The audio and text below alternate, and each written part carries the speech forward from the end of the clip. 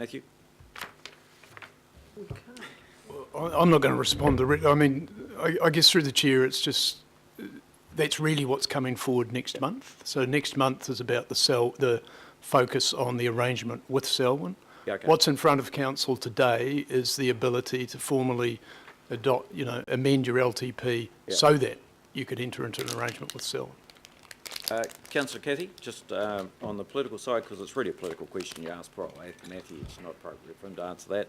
I mean, we've had that debate around this chamber, and as we know, it wasn't won. I suspect that won't be the end of those debates into the months and years ahead. Secondly, we have our procurement policy. And, in terms of our advocacy, it would need to, one, reflect the political will and the policy for us to want to put any pressure on those that we are contracting with to have a policy that reflected what we thought. Now, my view is that until such time as that issue is won in a policy sense, it would be very hard to put pressure on any of our contracting parties to actually deliver a livable wage as a part of the contract. So, look, that's just a... now, are there any other questions? Nope. Right, team, just stay there because I think that now... So we've got the report here. Cathy, you've actually got a couple of proposed amendments and I've just got some questions. There they are there. They've actually been seconded by John? Correct, yes. Good man. Right. Now, the first proposed amendment, Cathy, quality and quantity. Now, we have had this discussion before. We have had the debate. And I probably need to know whether or not we can even put this on the basis of that having been failed as a... Didn't fail. It passed. It passed. Can we just get We some won direction, that. please? I won that. Matthew, you need to tell me something? We did. Right, good. God. Well, hang on. I'm just now getting instruction. I actually thought it didn't, but let's have it. So, Your Worship, I guess we do. So really what's in front of you today needs to travel as a complete package. Yep. So the reality is C is problematic and we've already had advice from internal legal and we've had some discussion with audit that this would essentially remove today's package off the table. So we could not insert that language and move ahead with legal sign-off and with audit comfort. So, well, hang on. So having said that, why would that be? Just give us some. Okay. So the advice, legal have had a good look at it. The issue here really is around the substance of consultation. So, consultation itself didn't really highlight and seek to draw attention to what impacts, if any, there would be on council in a service delivery sense and a broader financial sense, were it to also embark on expanding the portfolio. And so you've got a mismatch here between the nature of the consultation and what we now reflect in our amended LTP, and that's problematic. Okay, I'll move the recommendation. Well, hang on. Councillor, we're just in the middle of questions and rather than speeches, Clear we can't move the recommendation. We haven't even had the first three speakers. Now, just so I'm just trying to flesh it out, and Councillor Cathy, you'll speak to this, so I'd certainly want you to address the issue of the comments that Matthew makes. Now, the second issue relates to Park Sport Recreation Committee and a request for a report.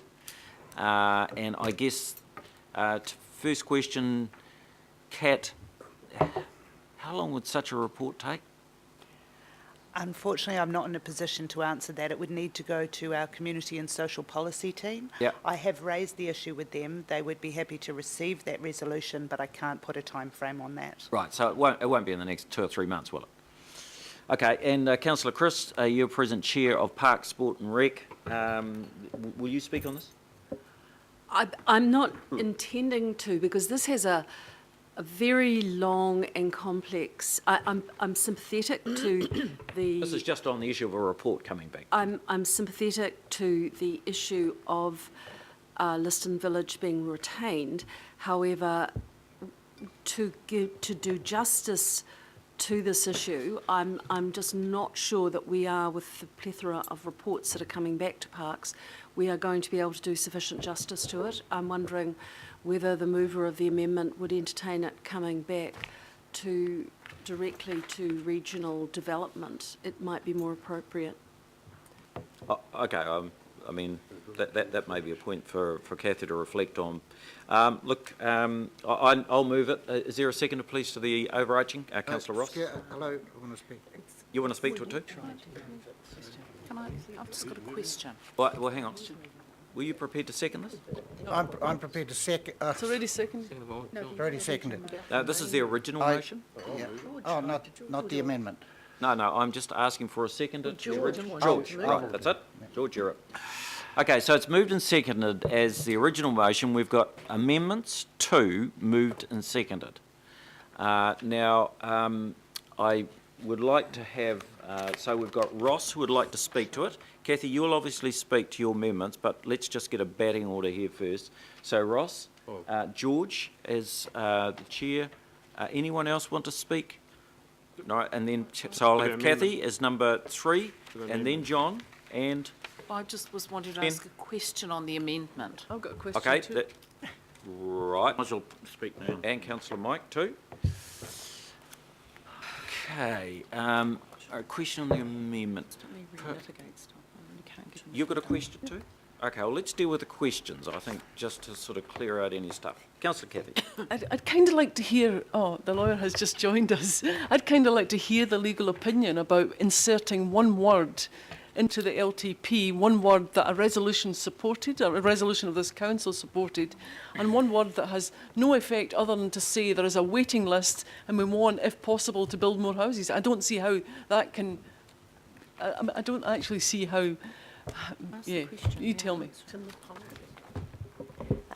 Might be us. Through the chair.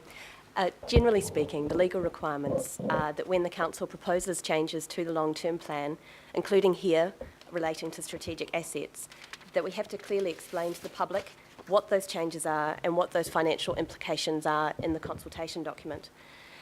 Now, here the council did not expressly consult on or analyse increasing the quantity of the HFOP portfolio, if I can use that acronym, and here instead the financial implications were based on the 1412 units, and the earlier comment about the increasing the quantity was subject to financial approval.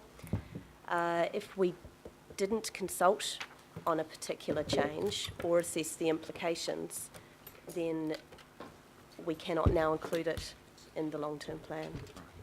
So you can't put one word into the long-term plan? What if it was in principle support? Chairman asked and answered. So through the chair, with the words here being and quantity, then that's why my earlier comments related to that. Whether it's through the chair one word or two, the effect is, as we've said, it's very important that we have expressly consulted on it and considered the financial implications of what those two words mean. Okay. What if this council decided it did want those two words in? As it might. Legal, be a consultative process. Through the chair, may I just confirm, do you mean right now, or do you mean in the future, as we have flagged that there would be future looking into increasing the number of units subject to future approvals and future financial considerations? If this council supports my amendment today, what does it mean for you? You've just said don't do it, your legal advice is not to do it. So if this council says, well, thank you for that legal advice, but we're going to do it anyway, what's the impact of that? So through the chair, and I'll also invite Matthew to comment as well, what we are saying in this LTP amendment, in the policy that's put forward as part of the attachments, that future proposals to increase social housing will be subject to future consideration, including financial assessment and any consultation at the time. There is the real risk that we are being seen to make those changes without having fully considered what the financial implications are or having consulted on those matters. So what's the impact if this council decides to say thank you for your advice, but we're going to do it anyway? So if, through the Chair, if I can follow up Matthew's earlier comments, for the LTP amendment to be passed, it's important that we have both legal sign-off and also the amendment to the LTP must include a report from the Auditor General before we can actually adopt it.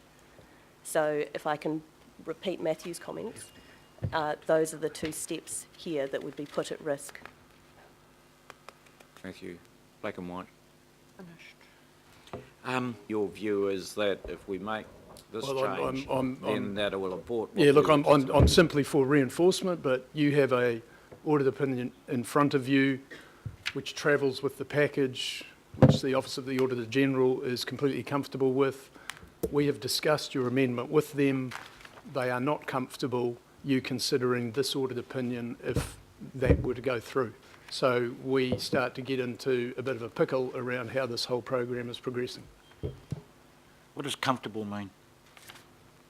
On the side of the law. All right. Okay. Now, Councillor Penny.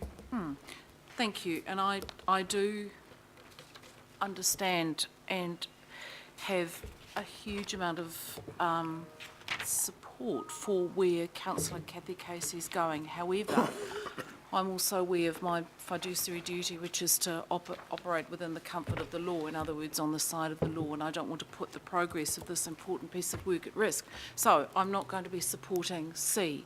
However, my question is, where is the first opportunity we get for actually doing this piece of work, which says if politically we wish to increase the volume of our older adult housing, which some of us are pretty passionately committed to, where do we do that piece of work, and is it as we embark on the refresh or the reorganisation of our LTP? Right. Matthew. My question. Through the Chair, precisely the LTP would probably be the best opportunity because you're considering the change alongside other change, but if you were of a mind to, I think you could look at it in terms of next year's annual plan.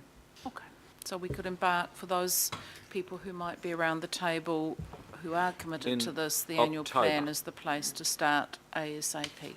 Thank you. And I suspect most of you will be back. And so October will be your most appropriate opportunity to actually grab the bull by the horns here. Now, Councillor Kathy, I need your support here. Just in terms of request that staff compile a report, I'm comfortable with that, but I think we name the committee. The problem is that it might be a report that comes back after. So why don't we just do the appropriate committee? Right. Now, Councillor Ross. Well, I actually was going to speak to, to E, which needs another amendment, because just for information, I am working with Puketapapa Local Board and Councillor Hulse and Councillor Fletcher and trying to move the Liston thing ahead. The actual report, if it's going to be a report, it should actually be a report that goes to both Parks and the Auckland Development Committee. Yeah. Because the Parks is the first port of call, because they're the custodians of Liston at the moment by virtue of being on a park. So it really should have both committees in that resolution, which I'm happy to support. So what we would suggest through you, Mr Chair, is that we just appropriate committee with an S in brackets, because those reports may not come back in this term, and we don't know what committees may be established. Yep. So that would, E would work, C's problematic. Problematic. Councillor Mike.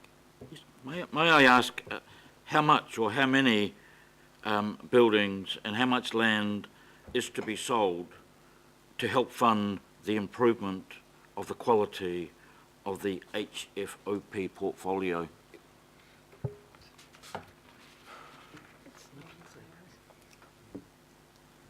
Just a minute.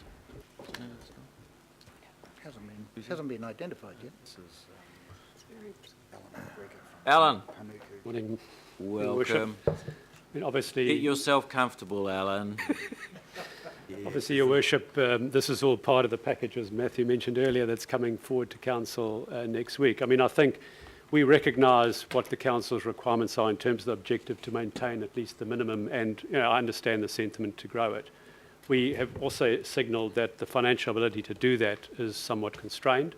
Council, as part of this amendment, is offering a loan to Panuku to assist in the funding of development. That is a loan, not an investment, so obviously it would have to be paid back.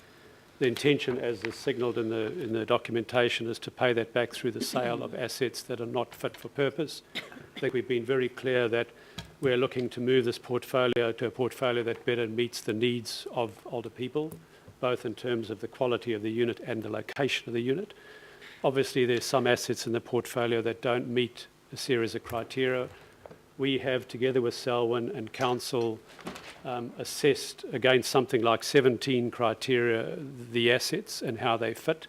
It is still early days. Obviously, going forward, the joint venture is an independent company, and Council has a shareholding, but that company also needs to have regard to servicing the older people in the way that they see appropriate and necessary based on the objectives of Council and what the company is set up to do. So I think it is not appropriate at this stage to signal what and where may be sold. All we're simply saying is that in order to fund both the quality and the replacement of that quality requires us to dispose of assets that are not simply fit for purpose. There's a few on the list.